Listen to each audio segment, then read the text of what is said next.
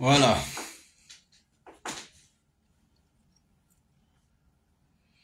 Mesdames et messieurs, très chers followers, en vos rangs, grades, attributions et qualités.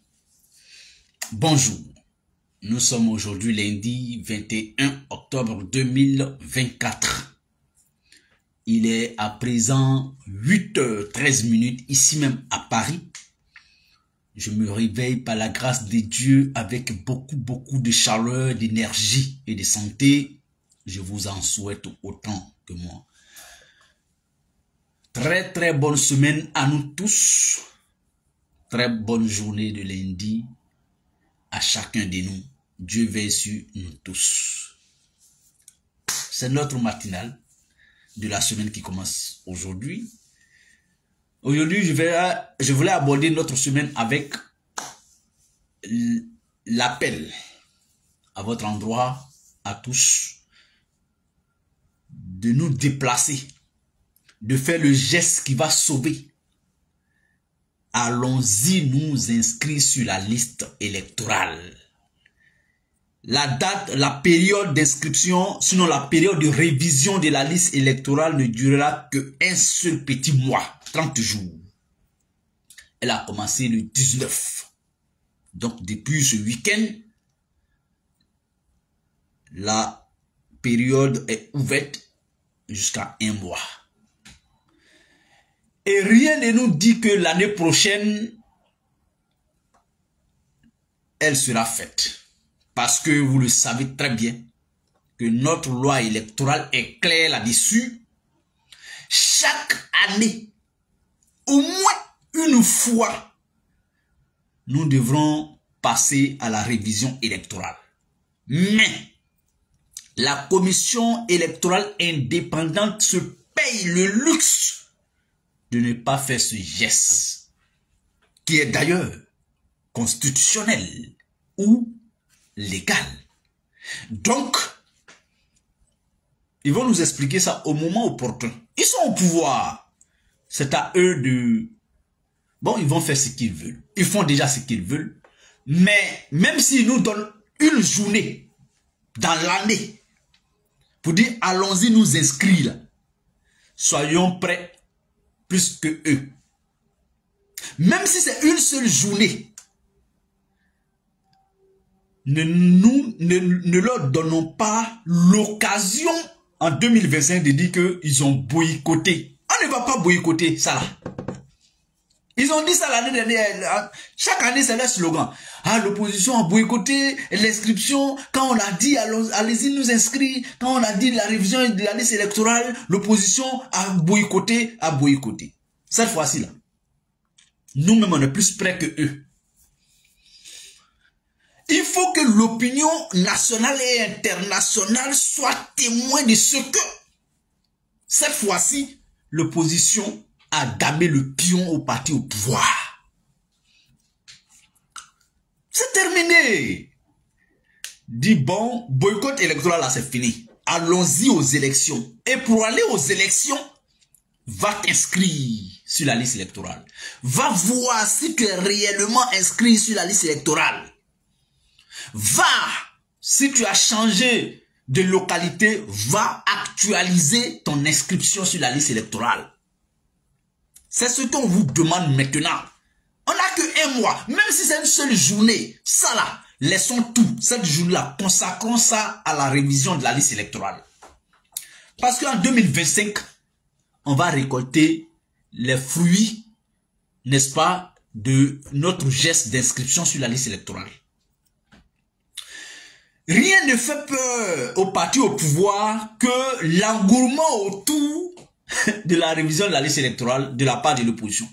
Voici ce qui fait peur au pouvoir. D'ailleurs, pourquoi chaque année, le pouvoir refuse d'ouvrir la révision de la liste électorale? Pourquoi chaque année le pouvoir refuse? Alors que c'est écrit noir sur blanc que chaque année, dans les pays même sérieux, on ne fait pas ça. C'est-à-dire la commission électorale indépendante là. Est-ce que vous savez que Elle a ses fonctionnaires, a ses salariés partout sur le territoire national. Même pas forcément en période électorale, hein, toute l'année. Durant tous les 5 ans là, ils sont partout. Ils sont là. Quand tu leur demandes, je travaille à la CEI. Alors qu'on les voit faire rien. Si ce n'est pas les périodes électorales là, ils font rien. Mais pourquoi même on devrait stopper ça? C'est comme par exemple quelqu'un qui a envie de faire sa carte nationale d'identité, son certificat de nationalité. C'est comme quelqu'un qui a envie d'accomplir un acte administratif, machin. Donc, c'est comme les préfets, les mairies sont ouvertes, les préfectures sont ouvertes, les sous-préfectures sont ouvertes toute l'année, tous les jours de la semaine. Ça devrait être la même chose pour la commission électorale indépendante. Il devrait avoir toujours des locaux dans chaque commune, ouverts tous les jours de la semaine pour rien que accueillir ceux qui avaient le temps de venir actualiser leurs données à la commission électorale. L'État de Côte d'Ivoire a ses moyens. Parce que, en fait, ça vaut la peine. Ça, c'est mieux que de nous installer un Sénat budgétivore. Le budget pour laisser la commission électorale ouverte toute l'année, tous les jours de la semaine, comme des fonctionnaires normaux, où tu as passé concours pour entrer à la CEI, ou bien tu es recruté pour être fonctionnaire ou salarié de la CEI, donc tu es affecté dans telle localité parce que toi, tu es chargé à identifier, à procéder à la révision de la liste électorale du lundi au vendredi. Tu es dans ton bureau, tu accueilles les gens tous les jours. C'est le jour où tu te lèves le matin pour aller au bureau, au travail, que aucun Ivoirien ne s'est présenté pour actualiser ses données. Ça n'engage que les citoyens. Toi, tu es fonctionnaire, tu es à ton poste, tu attends. C'est lui qui vient coco à la porte pour dire, je suis venu actualiser avec les documents mon nom sur la liste électorale. Vous voyez que on ne devrait jamais avoir problème pour ça. Moi, je souhaite que la commission électorale indépendante soit comme ça. C'est-à-dire, du 1er janvier de l'année N au 31 décembre de la même année, la commission électorale indépendante devrait rester ouverte à la révision de la liste électorale. Et ce, du lundi au vendredi, tous les mois et durant toute l'année. Comme un travail normal, un salarié normal, un fonctionnaire normal travaille. Ils ont des vacances, ils ont des congés, le week-end ils sont au repos. Non, en fait, si on n'arrive pas à faire ça, c'est que en réalité, il y a un problème dans le jeu électoral. Et ça saute à l'œil. Il y a un véritable problème dans le jeu électoral en Côte d'Ivoire. Je dis bien un véritable problème. Tous ceux qui arrivent au pouvoir jouent avec l'esprit des Ivoiriens. Pourquoi on donne un mois? C'est comme par exemple en Côte d'Ivoire aujourd'hui, on donnait un mois dans l'année pour faire les déclarations d'état civil. Parce que s'inscrire sur la liste électorale, c'est un acte administratif, comme tout autre, comme déclaration de décès, comme déclaration de naissance, comme établissement de date de naissance, comme quoi d'autre, je ne sais, et j'en passe. C'est un acte administratif simple, comme aller s'établir sa carte nationale d'identité par exemple. Est-ce que l'organe en charge de l'établissement de la carte nationale d'identité donne ouvert un seul mois de l'année pour dire, bon, du 19 octobre au 19 novembre, la liste, la révision de la base de données d'identification est ouverte. Donc, celui qui n'a pas encore sa carte d'identité, vous avez un mois pour venir vous établir votre carte d'identité. Ça se fait pas comme ça. Ça c'est toute l'année. Et ils sont là, sur place, pour accueillir tous les jours les Ivoiriens qui ont un problème de carte d'identité. La CEI devrait en faire la même. C'est-à-dire être là tous les jours de la semaine pour accueillir les Ivoiriens qui ressentaient la nécessité de venir actualiser son nom sur la liste électorale.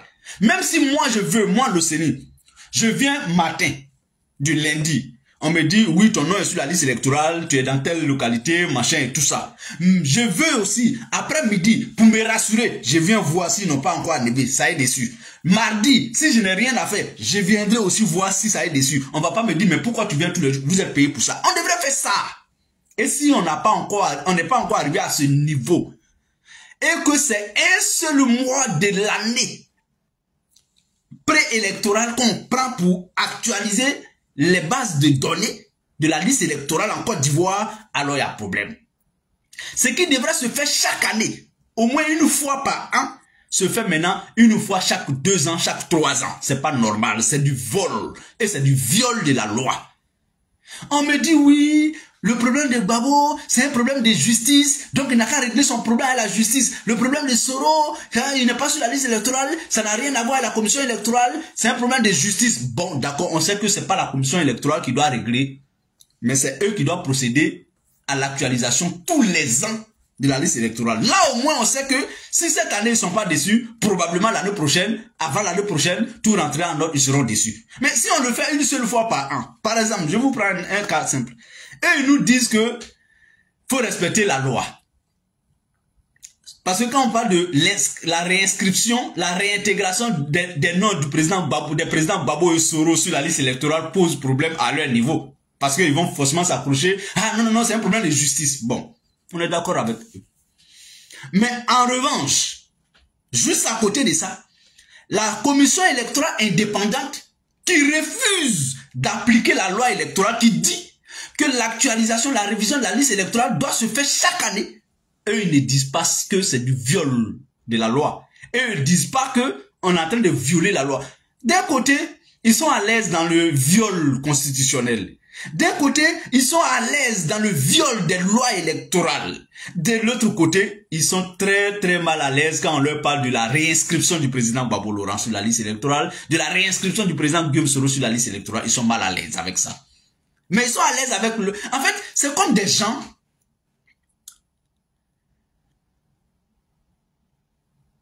qui giflent et ils trouvent ce tact normal parce que c'est eux qui giflent. Quand on les gifle, ils trouvent ce tact diabolique parce que c'est eux on gifle. C'est pas sérieux. Ça ne fait... On est en politique, c'est vrai. Mais est-ce que la morale doit être en dessous de la politique? La morale doit être au-dessus de tout, même des lois. Moi, j'aimais beaucoup écouter Oufoué Boigny. Oufoué, j'aimais beaucoup l'écouter parce qu'il était très sage dans ses propos. C'est vrai que politiquement, le débat reste ouvert. Mais je l'aimais, j'aimais l'écouter. Il a dit un jour, il dit, lui, il préfère l'injustice au désordre. C'est par là que je vais terminer. Et il a expliqué. Il dit parce que, je vous prends le cas de Gbagbo et de Soro. Ils n'ont qu'à estimer que c'est un problème de justice. Et que les réinscrits sur la liste électorale est injuste. Mais entre cette injustice, en les réinscrivant sur la liste électorale, et le désordre que leur non-inscription peut causer à la Côte d'Ivoire, entre les deux, un homme politique, qui plus un chef d'État, il prend quelle mesure entre les deux possibilités? La paix, quand on la paie, sans jeu de mots, il est très très difficile de la payer à nouveau. Ce qui est difficile à payer, c'est la paix. Et quand tu l'as, il est très facile de la conserver. Bon, voici, je ne sais pas si vous comprenez ce jeu. En fait, c'est comme la santé. Merci. La paix, c'est comme la santé d'un homme. Quand tu as ta santé, il est très facile de la conserver intacte, ta santé. Il faut juste éviter peut-être des choses qui dégradent ta santé. Mais quand tu la paies, quand tu paies ta santé, il est très difficile de la retrouver. Tu auras certainement des séquelles, ou bien... Vraiment, si vous avez compris ça, c'est ça aussi la paix. On achète la paix. Mais évite de l'acheter quand tu l'as. Parce que c'est quand tu la paies que tu cherches à l'acheter. Et pourtant, elle est très chère à acquérir. Elle coûte énormément cher. Nous, quand on dit évitons de payer la paix, posons la question au président Gbagbo Laurent. De 2000 à l'an 2010, combien il a pu débourser pour la paix en Côte d'Ivoire? De 2000 à 2010. Et pourtant, il pouvait juste conserver la paix en évitant de la payer plus tard. Mesdames et messieurs, chers amis, mon dernier mot, c'est que je demande au président Ouattara, pour l'instant, il y a un semblant de paix. C'est comme le déchet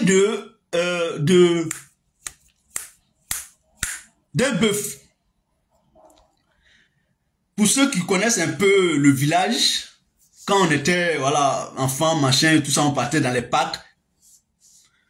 De loin, tu vois que c'est sec, le déchet des animaux. Bon, des bœufs. Quand tu arrives à côté, tu vois toujours que c'est sec. Mets ton pied dessus, tu verras. Il y a un adage qui dit chez nous, dans le pays malinké, sinon chez nous les Koyara.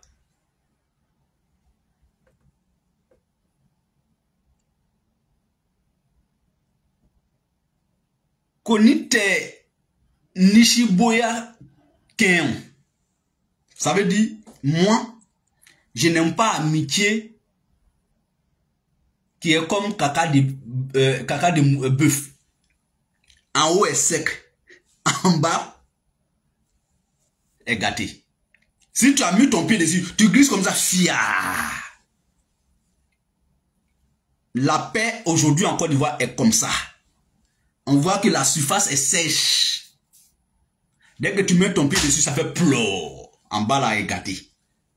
Ça là, évitons. Le jour où Ouattara va commencer à payer cette paix, on sera tous ici. Je vais vous convoquer aussi pour dire, je vous ai dit. La paix, quand tu l'as, c'est facile à conserver.